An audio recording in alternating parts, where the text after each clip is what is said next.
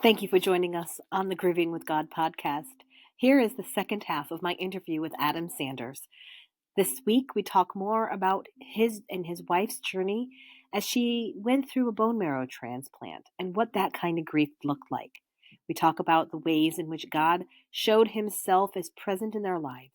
I hope you enjoy this last half of Adam's interview.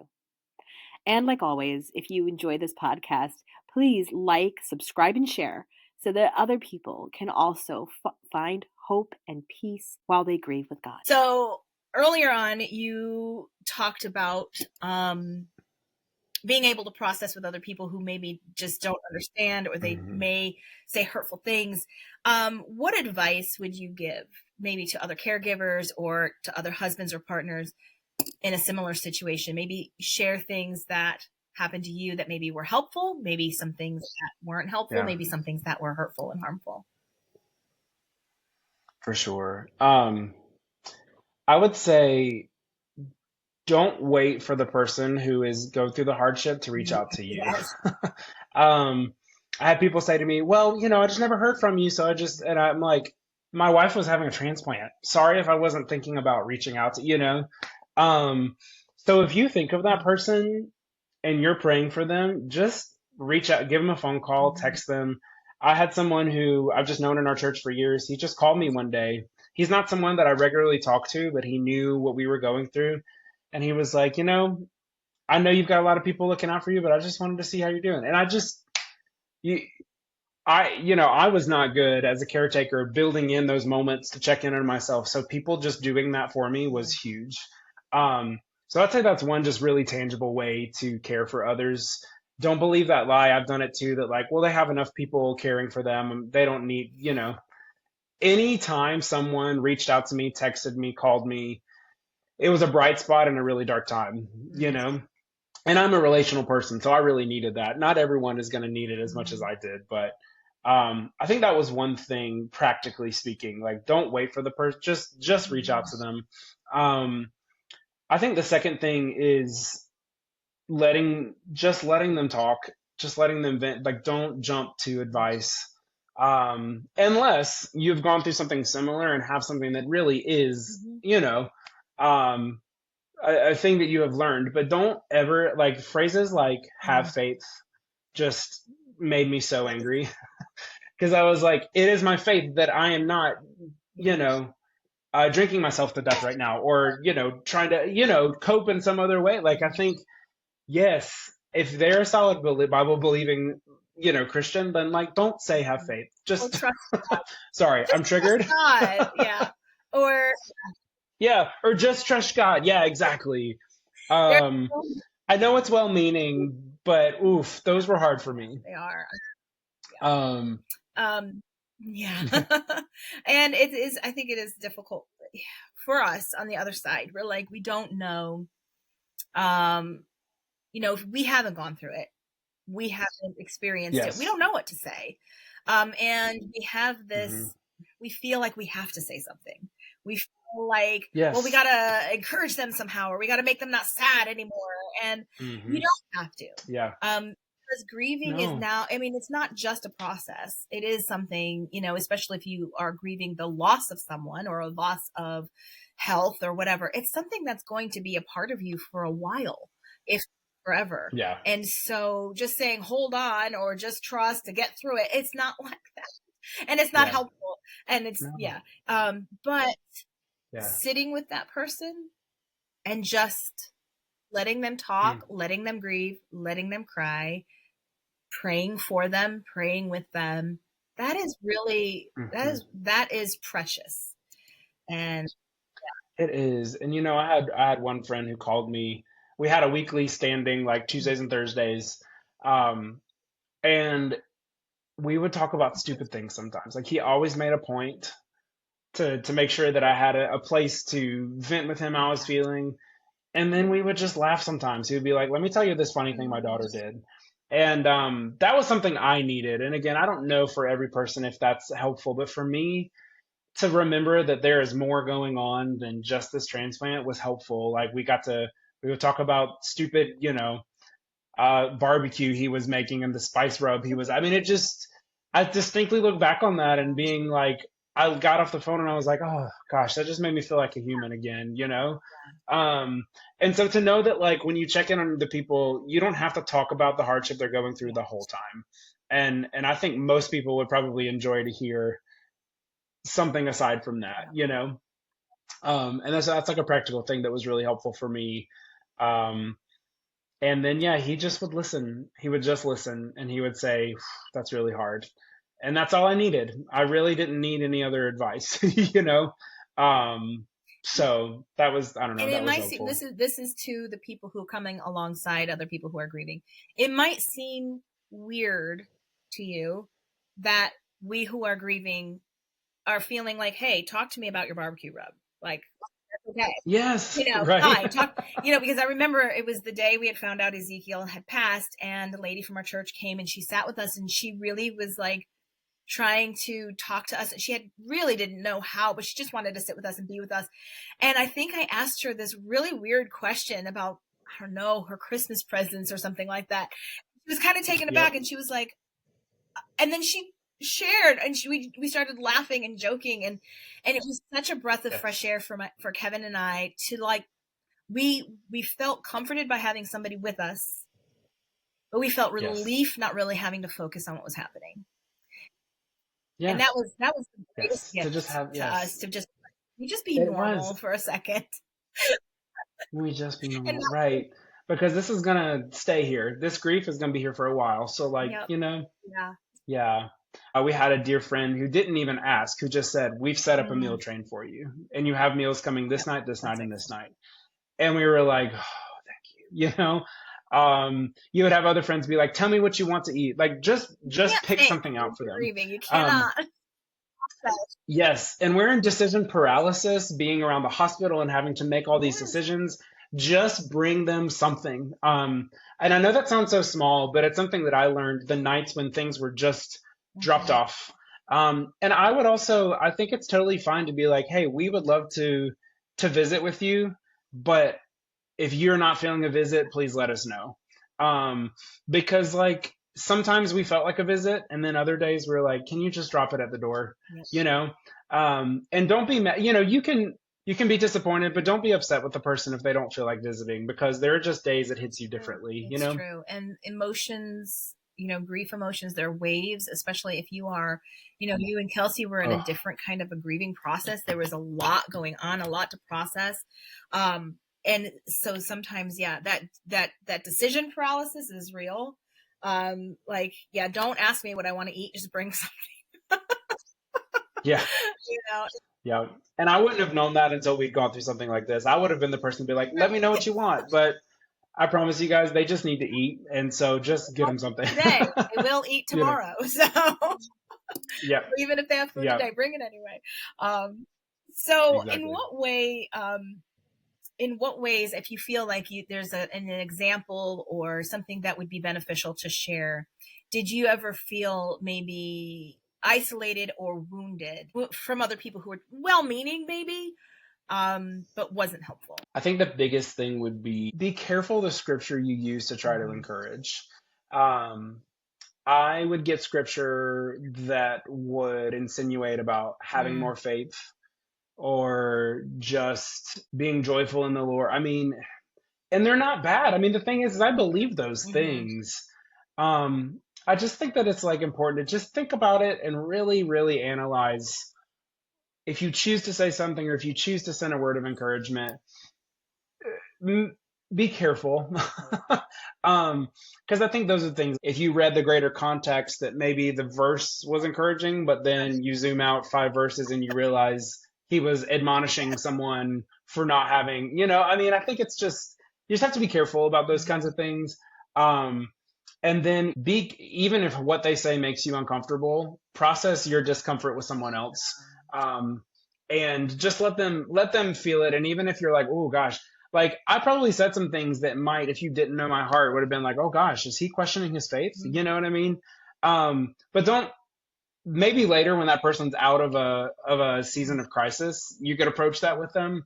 But you know, you don't need to say things like, but but you're going to see in the end of this, the Lord's hand has been with you the whole time. Like, they were just uncomfortable with where I was, and that's okay. And again, that's when I learned, okay, that person, probably not someone that I'm going to be able to process this with. But those are some examples that I think that I experienced. Right. And, one of the purposes of this podcast is we are grieving with God.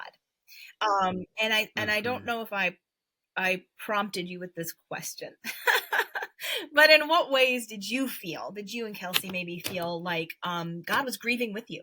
Were there ever any examples of this where he made his presence known? Because sometimes, we might look at the God of the Bible and he seems really harsh and authoritarian, and he's got all this power and he's got a way things are supposed to be.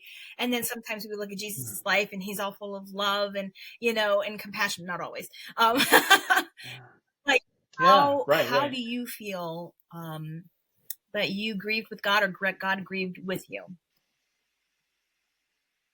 I think it's that, like, throughout that whole season, there was just nothing but gentleness that I got from him.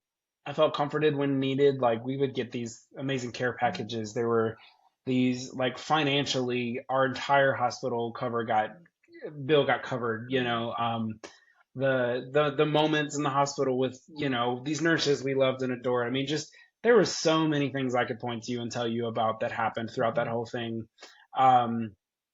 And the message from him was never just have faith or just believe that, it was just, I am with you. I think, like, that is how he showed us he was grieving with us, is like, any moment I think of him in that season, the message was, I am here, I am with you. Sitting in that hospital, awful, uncomfortable hospital bed at night after Kelsey had a horrible day and vomiting and just was exhausted.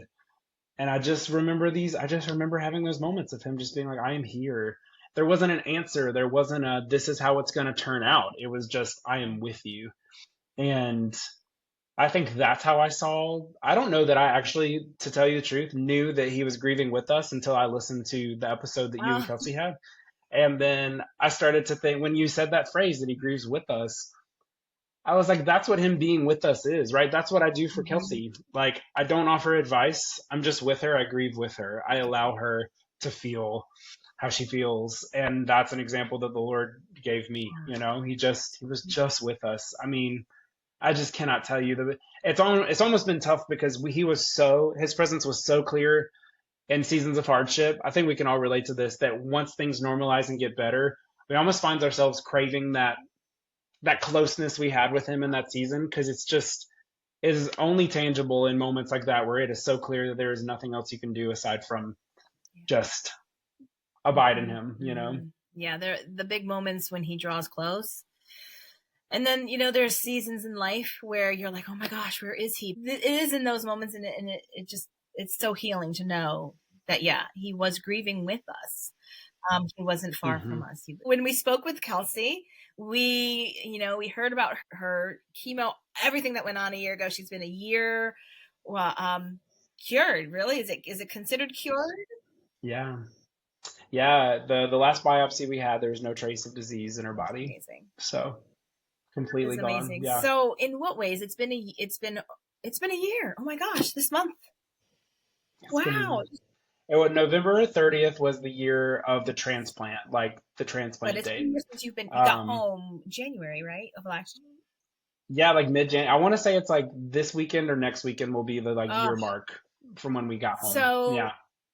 In what ways, and this is going to sound like a weird question, because you've had a year of rejoicing, you've had a year of recovery, you've had a year of setting your sights on new adventures, but in what ways might you still be carrying any kind of grief? When someone loses a spouse or when someone loses someone, they carry that grief of that loss with them, because, we're not going to see them until we get to the other side of heaven. But with this, we've had like this restoration, right? We've had this recovery.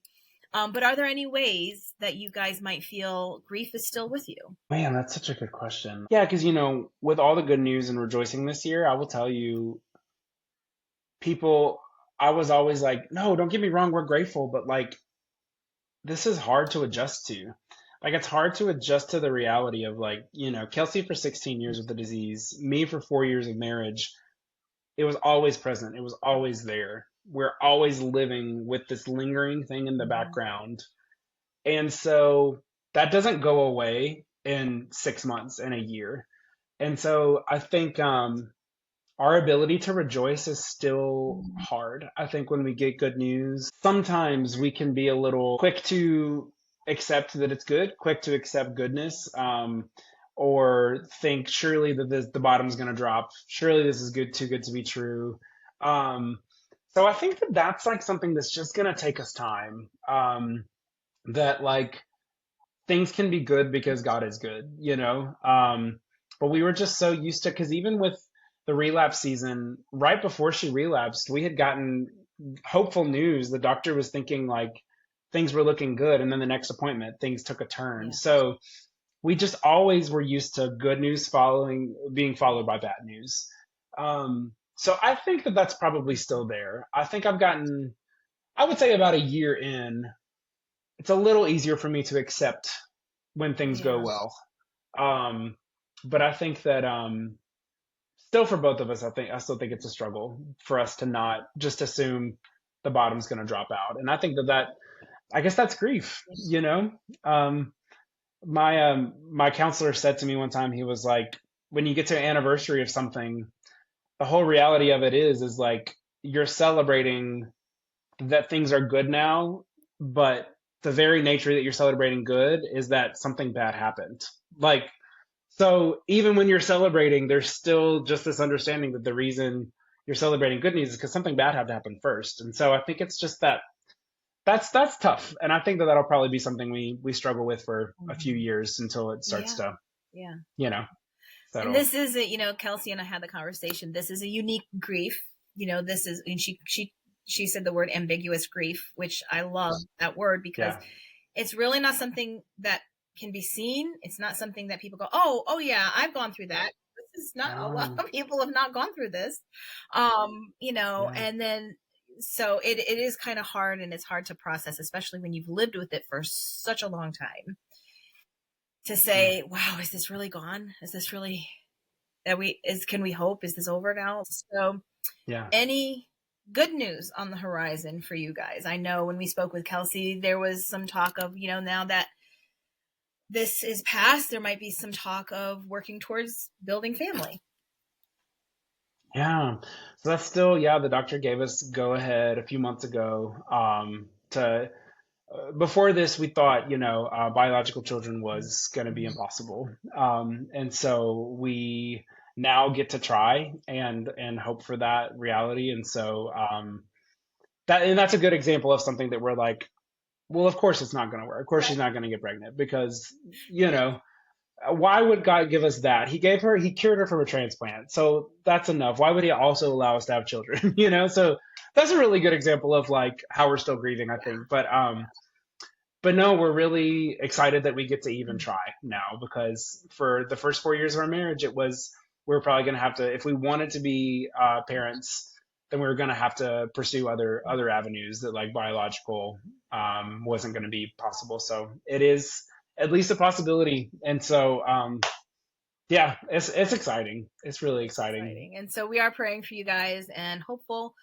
And, and I understand grief can tint and tinge things, even the happiest moments. It can be behind that door and you're like, oh no. But, we are praying that, as time passes and we see the goodness of God, that starts to fade. I'm just so glad that you shared with us and we were able to hear both you and Kelsey's heart on this, and this, unique and rare situation, but still identifiable. A lot of us go through illness and sickness and pain and grief. The point of this podcast is that he is grieving with us. And sometimes we may not recognize that. And sometimes we need to be reminded that he grieves with us. He does hurt with us. Yeah. All right, Adam, thank you so much for joining us this week. And, looking forward to hearing some more good news on what God is doing in your life in the future. So thank you so much for being with us today. Thank you for having me.